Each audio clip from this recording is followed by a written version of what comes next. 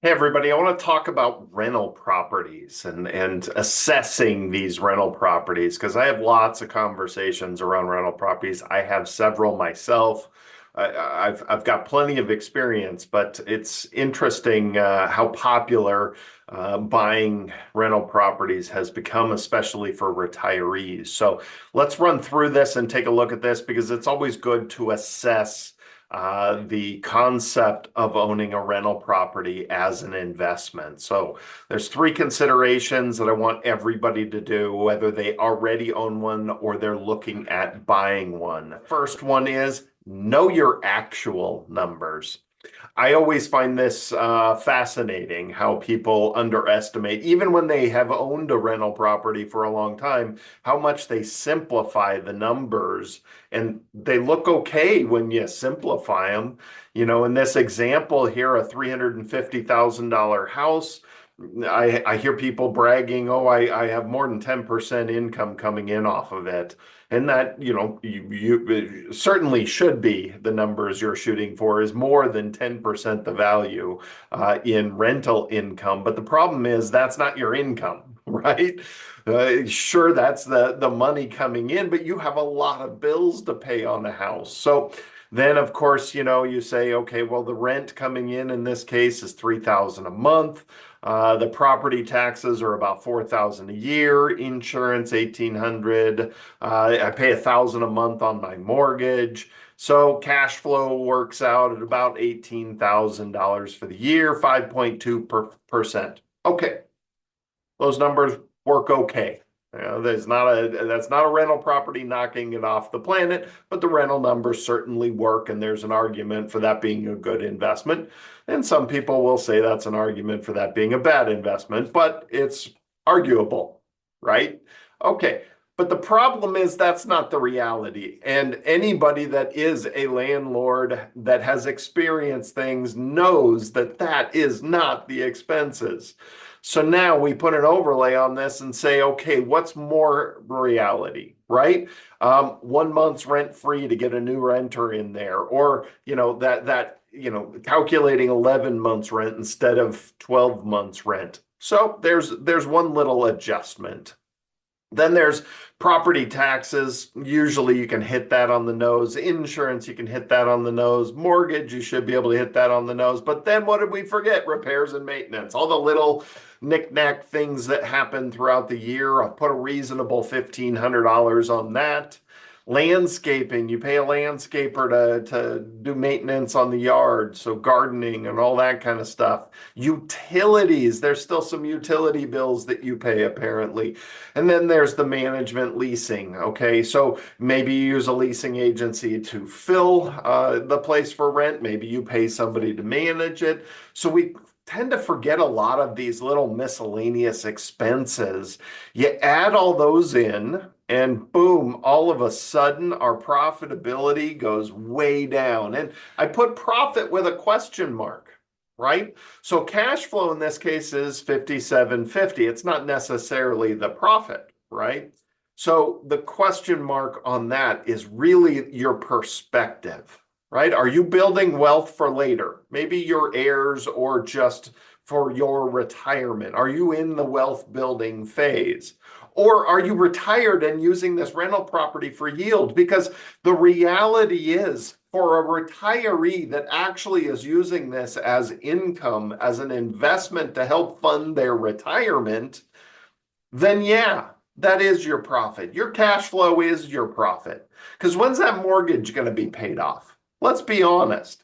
If you're in wealth building mode, you're 30 years old, you bought your first house, you had a mortgage on it, you decided to upgrade and keep that old house, you rented it out, and 20, 30 years from now, you got the mortgage paid off, you got a fantastic asset, it grew over 20, 30 years, you own it free and clear, all the rent coming in is fun profit. I get it. It is a wonderful wealth building vehicle.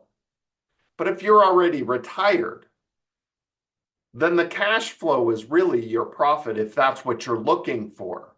And so, yeah, the cash flow is your profit if you're retired and is a 1.6% return on your investment, a good investment, especially if you're looking for yield. And the answer is no.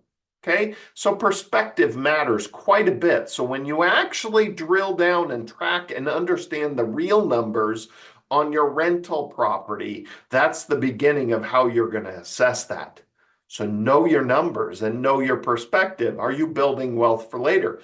If I'm a retiree and I've got the what is it, the 1.6 right here, if I've got a 1.6 coming in and I don't need it, and I did this because it's a great wealth transfer vehicle. I'm building wealth for later. I'm still retired.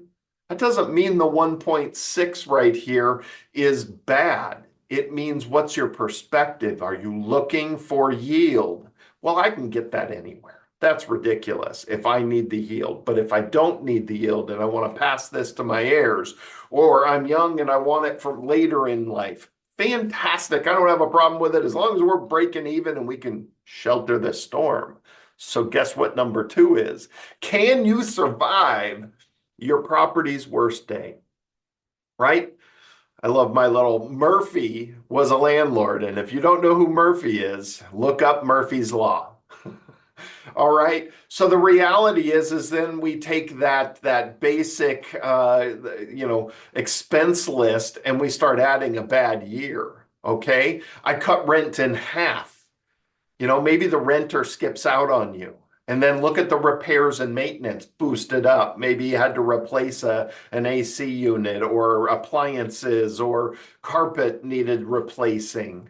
Just some simple things like that. That bad storm that happens in 1 year, and all of a sudden you're 20 grand in a hole.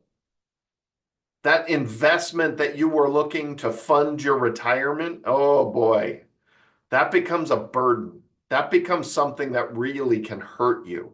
So the question is, do you have the other resources to handle and survive this? It's no different than investing all your money in the stock market.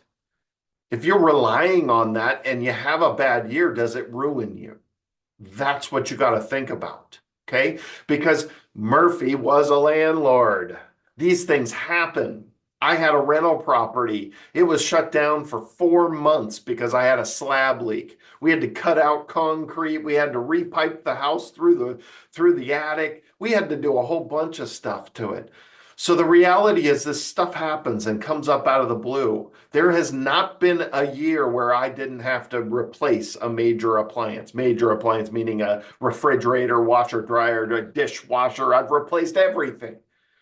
Not 1 year has gone by that I haven't had to replace an appliance. Okay?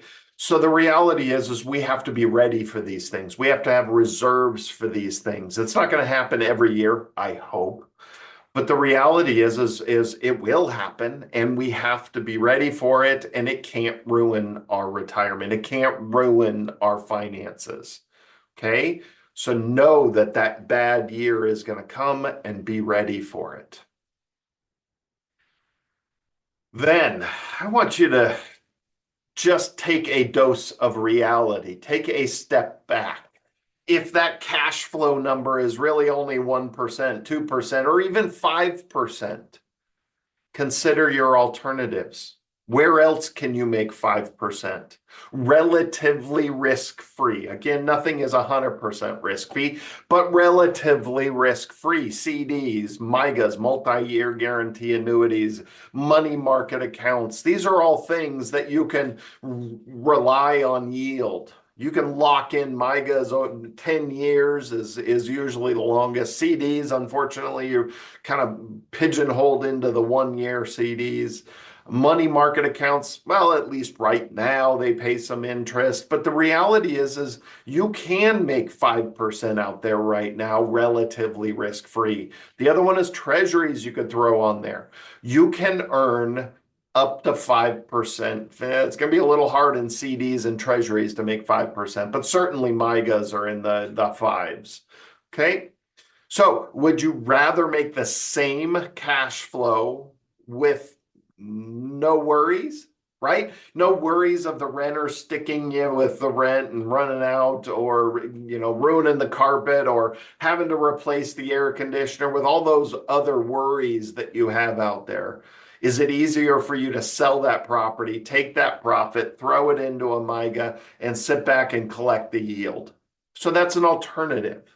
Okay. Again, building wealth for the future, making a 5% cash flow, and you're paying down a mortgage. And yeah, I kind of like the idea of the real estate, but if you're retired, maybe you don't want the headaches.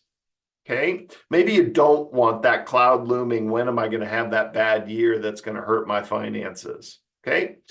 Then you look at the next side of this. Okay, a bond portfolio, maybe fixed indexed annuity. The bond portfolios right now aren't yielding as well as some of the other choices out there. And now some of you have finally realized there is risk in bonds.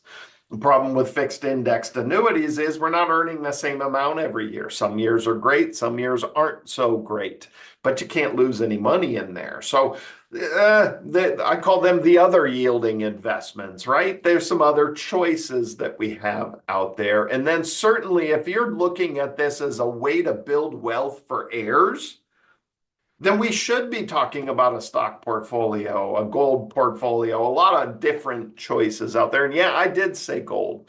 As crazy as it sounds, you go look back in the last 20 years of the price of gold versus the stock market, you're going to see some really interesting numbers there. Gold is a very boring and, I have gold. Some people, oh, the doomsdayer buy gold. No, it is a valid investment. And increasingly, there are ways to own gold out there, whether it's paper gold, as I call it, GLD, the ticker GLD.